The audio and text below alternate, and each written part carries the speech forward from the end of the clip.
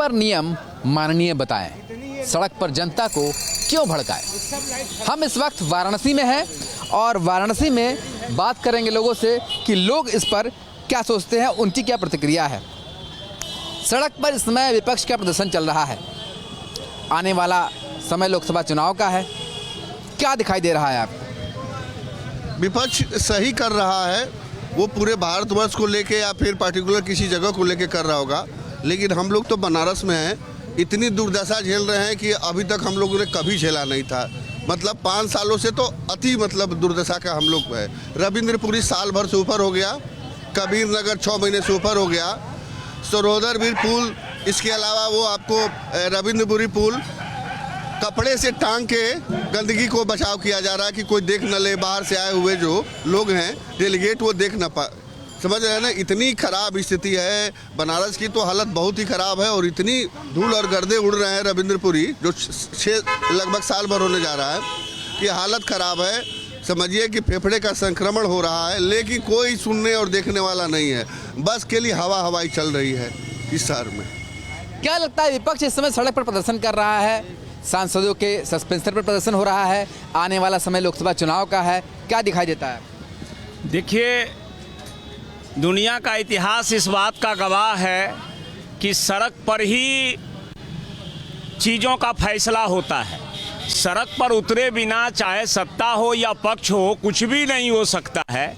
सड़क को तो हमारे एक हिंदी के महान कवि ने कहा कि वही गीता है। आप देखें कि कृष्ण को भी कौरव और पांडव दोनों को सड़क पे आना पड़ा, तब उसके बाद महाभारत का अंत हुआ।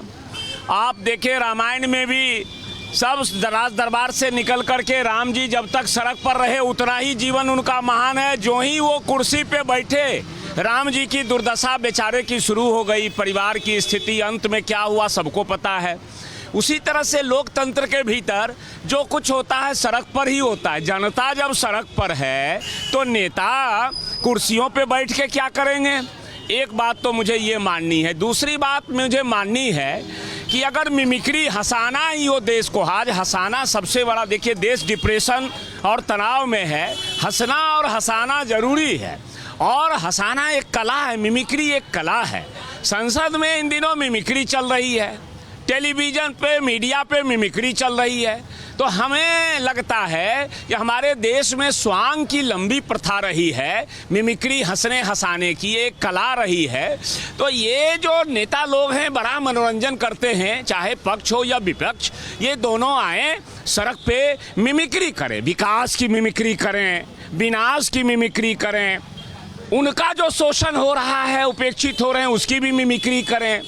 80 करोड़ जनता के हाथ में झोला है, अब मल्टीविटामिन और प्रोटीन की कमी दिख रही है, उसकी मिमिक्री करें। तो ये सारी मिमिक्री भरपूर होनी चाहिए। और जिस देश का प्राइम मिनिस्टर ही सर्वश्रेष्ठ मिमिक्री मैन हो, जो दूसरों को हंसाने की ऐसी कलाएं जानता हो, गुदगुदी, मैं तो मानता हूं कि हमारे मोदी जी इतने बड़े कलाकार हैं कि पेट में भले आपको 2 रोटी कम हो, लेकिन चेहरे की मुस्कान वो कभी खत्म होने ही नहीं देंगे। गजब हंसाते हैं साहब, हम लोग तो बड़े प्रसन्न रहते हैं। और उनका वेशभूषा देखिए, सब कुछ विपक्ष को सीखना चाहिए। मैं कहता हूँ आज का विपक्ष के लिए सीखने को, अगर किसी से कुछ सीखना है तो वो बीजेपी से सीखे, और खासकर प्राइम मिनिस्टर से सीखे।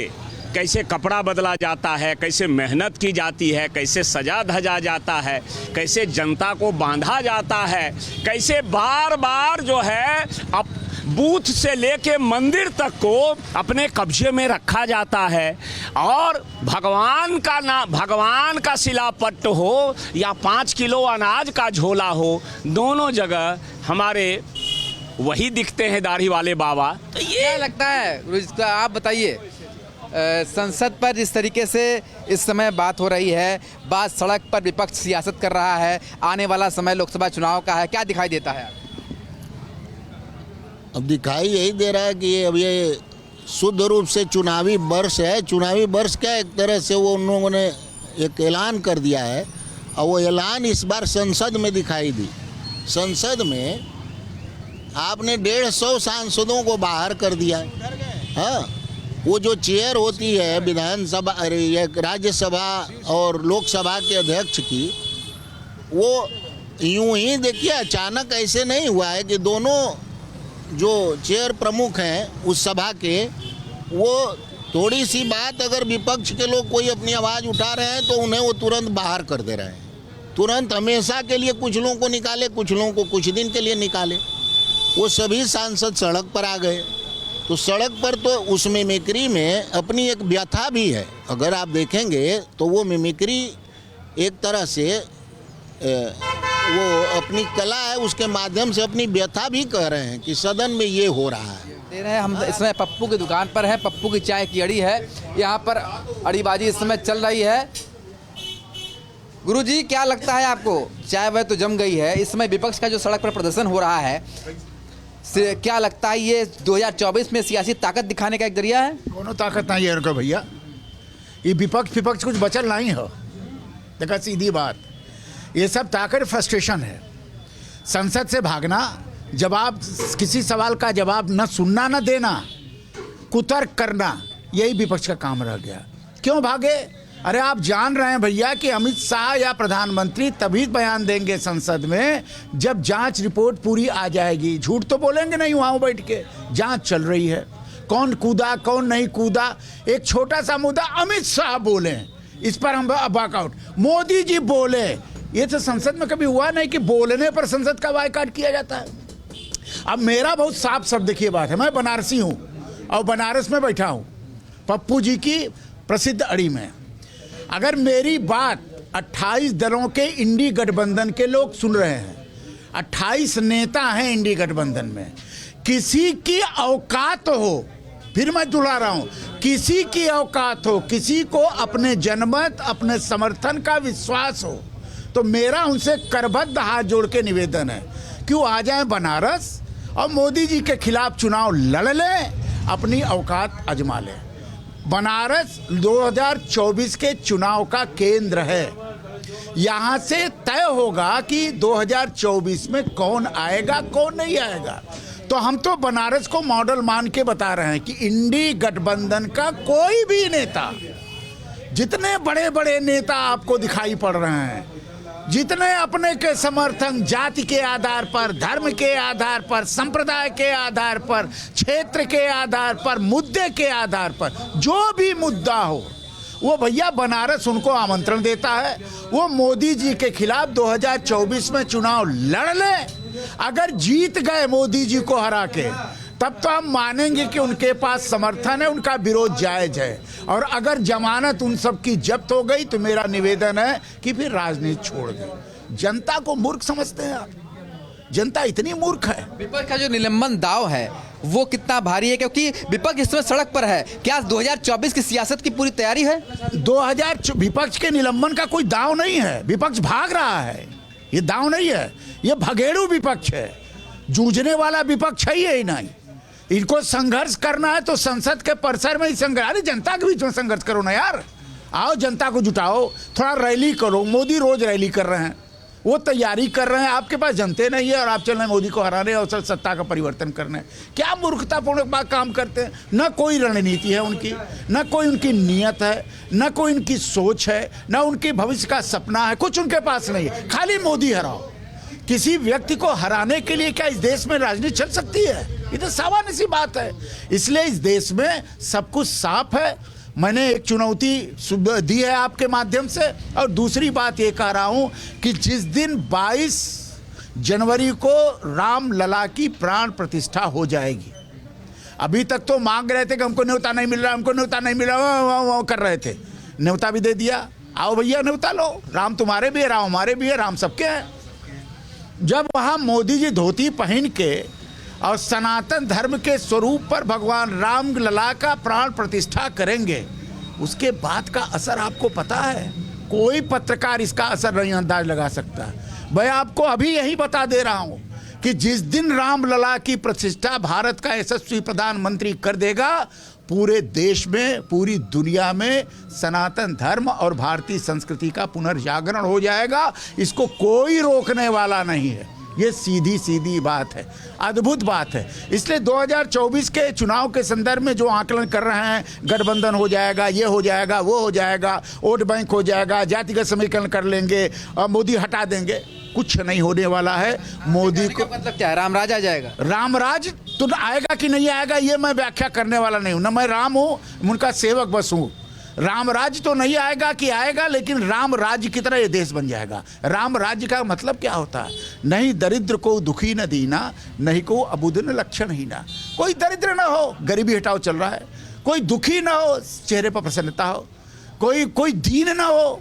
आप देख रहे हैं कि गरीबी हटाओ तो इंदिरा गांधी की समस्या चल रहा है। कहाँ गायब हुआ? अभी तो हट रहा है। पर 80 करोड़ लोग, जिनमें मध्यम वर्ग के भी लोग हैं, उनको मुफ्त अन्न मिल रहा है। यही न देश है जो 80 करोड़ लोगों को मुफ्त अन्न से खिला रहा है। दुनिया में कौन देश है जो खिला सकता है? इसलिए ये देश की ताकत को समझिए। इस देश की ताकत को भारत की जनता ने समझ लिया है। इस देश की ताकत को प्रधानमंत्री ने समझ लिया है। इस देश के अंतरतम स्थिति को प्रधानमंत्री ने समझा, इसलिए वो मर्म को छूते हैं, वो हवाई आडंबर नहीं करते। मर्म को छूते हैं। कुछ लोगों से और बात करते हैं। क्या लगता है भाई साहब, इसमें विपक्ष जो प्रदर्शन कर रहा है सड़क पर उतर करके, वो 2024 की सियासत को चमका रहा है? विपक्ष के पास लोग नहीं है, सबसे बड़ी दिक्कत यही है। पेपर वालों को कह देते हैं कि हम प्रदर्शन करेंगे, उनके पास लोग नहीं है। हम तो कहते हैं जिन चीज़ों के लिए संसद में विरोध करते हैं उनके खिलाफ सड़क पर आ जाएं। उनके पास एक आदमी नहीं है, एक पब्लिक नहीं है। हम लोग तो चाहते हैं कि कोई दिखे, ताकि मीडिया दिखाए लोगों को कि इनके समर्थन में भी आम जनमानस है या लोग हैं, इनकी पार्टी के समर्थक हैं। उनके पास तो बूथों पे कार्यकर्ता नहीं मिलते हैं। मैं भारतीय जनता पार्टी का कार्यकर्ता हूं, मैं प्रत्येक चुनाव में बूथ पे काम करता हूं। हमें उनके लोग कहीं नहीं दिखते। एक बूथ नहीं, मेरे पास 14 बूथों की जिम्मेदारी है। मैं जिले की कार्य समिति का सदस्य भी हूँ। बीजेपी से हट के मैं एक आम नागरिक के नाते मैं पार्षद भी हूँ वाराणसी नगर निगम में। निष्पक्ष बात यही है कि आप सभी महसूस करिए, जब से 2014 के बाद माननीय नरेंद्र मोदी जी शपथ लिए प्रधानमंत्री का, एक नहीं अनेकों योजनाएं हैं। हम समय लगेगा हम बताएंगे, तो सब गरीबी और गरीबों से जुड़ा हुआ है। आप जान लीजिए, निश्चित विश्व गुरु बनने की ओर अग्रसर है हमारा की ओर अग्रसर है। बात करते हैं मनोज भाई से। मनोज जी ऐसे व्यक्ति हैं जो हर किसी को चाय पिला चुके हैं। अखिलेश जी को ही पिला चुके हैं, मोदी जी को ही पिला चुके हैं, और आम आदमी से लेकर खास तक को चाय पिलाते हैं। मनोज जी, क्या लग रहा है, विपक्ष जो इस समय सड़क पे आ गया है, 2024 की सियासत शुरू हो गई है, क्या दिखाई देता है आम आदमी के तहत आपको? अब की बार 400 सीट किसकी? मोदी जी। मोदी जी जी, ऐसा क्यों, क्या लगता है, किस लिए? ऐसा सब दिख रहा है। और कोई मुद्दे पे इनके लोग खड़े हो जाए तो किस मुद्दे पे कौन वोट पाएगा? कोई मुद्दा है किसी का? किसी को खड़ा होने के उनके आगे शर्म लगना चाहिए। ये सोचिए पहले, इनके आगे कौन खड़ा होगा? देखिए, ये तस्वीर है दरअसल प्रधानमंत्री को चाय पिलाते हुए। मनोज जी चाय पिला रहे हैं, साथ ही विपक्ष के कई नेताओं को चाय पिला चुके हैं, और ये इनकी व्यक्तिगत राय है। कुछ लोगों से और बात करते हैं। मोबाइल में भैया जुटे हुए हैं। अच्छा, 5 जमाए हुए हैं क्या? अच्छा, 5 जमाने पे बनारस में बोलते नहीं है। भैया आप कुछ बोलेंगे कि नहीं बोलेंगे? नहीं बोलेंगे। कुछ लोग जो है अपना जो सोच है जो वो गुप्त रखना चाहते हैं, शायद इलेक्शन में मतदान की पेटी में देना चाहते हैं, तब बताएंगे। तो ये बनारस की वो चाय की दुकान है जहाँ पर आप हर एक अपने जो विचार है वो खुले मन से रख सकते हैं, और यहाँ पर अलग अलग लोग भी हैं। कुछ दूसरे तरफ भी चलते हैं जहाँ पर कुछ और लोग बैठे हुए हैं, उनसे बात करते हैं और देखते हैं कि उनका व्यक्तित्व क्या है। भाई साहब, इस समय जो विपक्ष है वो सड़क पर है, सियासत हो रही है, लोकसभा चुनाव सामने है, क्या दिखाई दे रहा है आप? सियासत जो हो रहा है, जो सांसदों का सबसे महत्वपूर्ण निलंबन और मिमिक्री का जो मुद्दा इस देश में छाया हुआ है, मिमिक्री का कोई मुद्दा ही नहीं है। इस सांसदों का निलंबन, काम न करने देना, ये ज़्यादा महत्वपूर्ण है। मिमिक्री तो सन 2014 से होता आ रहा है। जब ये सत्ता बदली, कांग्रेस की सत्ता बदली, उसके बाद से ही मिमिक्री चालू हुई इस देश में। अगर आप उठा के पूरे इतिहास को देखा जाए तो न बेरोजगारी की बात होती है, न महंगाई की बात होती है, न आम युवाओं की बात होती है। सिर्फ मिमिक्री से इस देश को चलना नहीं है, सिर्फ नुकसान हो रहा है युवाओं का। क्या लगता है भाई साहब आपको कि 2024 सामने है, सड़क पर अब सियासत हो रही है, पार्लियामेंट से लोग निकल जा रहे हैं, क्या दिखाई दे रहा है? देखिए, बहुत ही दुर्भाग्यपूर्ण घटना है ये। ऐसा नहीं होना चाहिए, क्योंकि पार्लियामेंट की कार्रवाई भी इससे डिस्टर्ब हो रही है। और आज जो है जंतर मंतर पे धरना चल रहा है। तो क्या लगता है सही हो रहा है? नहीं, सही तो नहीं है, देश के लिए भी सही नहीं है, लोकतंत्र के लिए भी सही नहीं है, ऐसा नहीं होना। तो लोग अपने अपने विचारों के साथ अपनी अपनी राय बनारस में रख रहे हैं। और बनारस की इस चाय की दुकान की खूबी ये है कि यहाँ पर पक्ष भी बैठता है, विपक्ष भी बैठता है और खुलकर अपने मन की बात रखी जाती है, या कहे तो भड़ास भी निकाली जाती है। पर लोगों का इतना जरूर मानना है कि संसद से बहिष्कार ठीक नहीं है, जनता का नुकसान नहीं होना चाहिए। नेतागिरी राजनीति अपनी जगह पर है, पर इससे जनता का किसी तरीके से नुकसान नहीं होना चाहिए। हजरतगंज के इस इलाके में सियासी चौक मतलब है कि थोड़ी दूर पे विधानसभा है और थोड़ी ही दूर पे हजरतगंज का मार्केट, और ऐसे में ये लोग जहां पर अपने आप जनता के मुद्दों को लेकर के ये बात जाननी ज़रूरी होती है कि आखिर संसद में पिछले कुछ दिनों से जो कुछ भी हो रहा है क्या वो सियासत है? भाई पॉलिटिकल पार्टी है तो सियासत करेगी, लेकिन जो आज सपा कांग्रेस और गठबंधन के जो नेता सड़कों पर प्रदर्शन किए, ये लोकतंत्र के लिए सुनहरा दिन है। क्योंकि पीछे जब से ये बीजेपी सरकार आई सड़कें खाली थी। ये लोकतंत्र के लिए दुर्भाग्य था कि पार्लियामेंट में आवाज़ उठाने पर भी उनको बहिष्कार कर दिया जाता है, बाहर भेज दिया जाता है पूरे विपक्ष को, और सड़कें भी खाली रहती है। लेकिन ये आज लोकतंत्र में पिछले 9 साल में अच्छा दिन था कि विपक्ष सड़कों पर था, ये बहुत ही अच्छा था।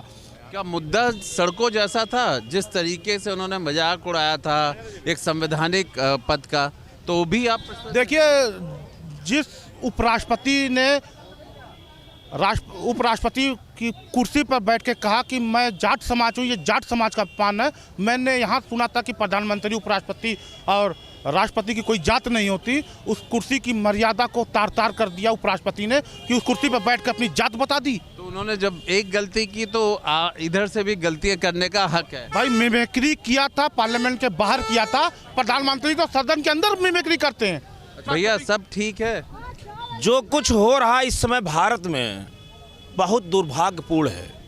आने वाले भविष्य के लिए, नौजवानों के लिए, गरीबों के लिए, किसानों के लिए जो षड्यंत्रकारी नीतियां इस समय भारतीय जनता पार्टी कर रही, जिस तरह से लोकतंत्र की हत्या हो रही है। पर आज तो विपक्ष बाहर आया था, क्या सियासत विपक्ष अब कर रहा है? ये तो लोकतांत्रिक अधिकार है अपने हक की मांगना, विपक्ष का मांग ही तो पहले मजाक करिए, फिर उसके बाद ये लोकतांत्रिक अधिकार। ये लोकतांत्रिक अधिकार इसलिए है कि इसी से भाजपा ने आप इससे पहले पार्लियामेंट का आप देख लीजिए कितने लोगों ने कितना टिप्पणियां किया। मैंने कहा ये देश का दुर्भाग्य है। आज जहां हमारी महंगाई, बेरोजगारी, भूखमरी, आत्महत्याएं किसान कर रहे हैं, महिला सुरक्षित नहीं है। मतलब जो कुछ हो रहा ठीक है, 24 का एजेंडा बन रहा है, ये एजेंडा बनाया जा रहा है। इससे पहले इसी पार्लियामेंट में लात घूसे भी चले। आपकी मिमिक्री कोई करे, आप अलाउ है, लेकिन मिमिक्री कर सकते हम नहीं कर सकते। मोदी जी भारत के बाप है, राष्ट्रपति की जात नहीं होती, राष्ट्रपति की जात नहीं होती। पूरे भारत के राष्ट्रपति पूरे भारत का बाप है, और क्या पूरे भारत का। जैसे तुम राष्ट्रपति नहीं मानते, ये लोग राष्ट्रपिता को राष्ट्रपिता नहीं मानते। मैं आपके मिमिक्री पर आता हूँ, आपको बता दूं, ये सियासत हो रही है, अब सियासत हो रही है। अब भाई क्या जरूरत थी? आप नहीं प्रदर्शन करने की क्या जरूरत थी? क्या दिखा? मैं बता रहा हूँ ना क्यों प्रदर्शन की जरूरत है। मैं आपको कुछ दिन पहले चलता हूँ, शायद आप पत्रकारिता 20 साल से ऊपर से कर रहे होंगे, ऐसा मैं मानता हूँ। 10 साल पहले जाएंगे अखबार समय से इस सवाल का क्या मैं सवाल के जवाब देता हूँ ना। अरे यार सुन जाए 1 मिनट के लिए। जब आप अखबार पढ़ते थे तो नहीं हत्या नहीं कर रहा हूँ, बोले हमें बोल लेने चाहिए, वो बोल रहे हैं। एक से बुलवा लीजिए, आप बुलवा लो भैया, पहले उन्हीं से बुलवा लो आप। एक मिनट, वो बिना बोले मानेगा नहीं, पहले उसको बुलवा लीजिए आप। एक मिनट नहीं मानेगा, जब तक मैं बोलूंगा वो मानेगा नहीं, उससे पहले बुलवा लीजिए आप। ना हम नहीं बोल। ये भैया विपक्ष के पास केवल नाचने गाने के अलावा कुछ नहीं है। 15 साल हो गए हैं और इन लोगों ने जनता के लिए अगर कभी रोड पर उतरे हो तो बताइए हमको। ये इनकी जनता के लिए कभी उतरे हो तो बताइए। सपा कह रही है कांग्रेस चोर और कांग्रेस कह रही सपा चोर, हम कहते हैं दोनों चोर हैं। समझो, जो जनता के लिए लड़ाई नहीं लड़े। ये सवाल तो अब मैं सवाल का जवाब, हाँ उनके सवाल का जवाब मैं दे रहा हूँ। जब 10 साल पहले अखबार छपते थे तो कार्टून का एक कोना होता था, और हर एक मिनट भैया, ये एक मिनट, ये इनसे हम पूछा जनता की लड़ाई कभी रोड पर उतरे क्या अपना मतलब के लिए? उसी की बात मैं करूंगा, लेकिन मौका दीजिए। ये बताइए जनता का कौन सा सवाल था? तरफ से लेते जाइए, बगल में पड़ोस में आप हम उसी का जवाब देंगे। आपके कार्टून मिमिक्री से लेकर उसका जवाब दूंगा, लेना पड़ेगा आपको। एक मिनट, ये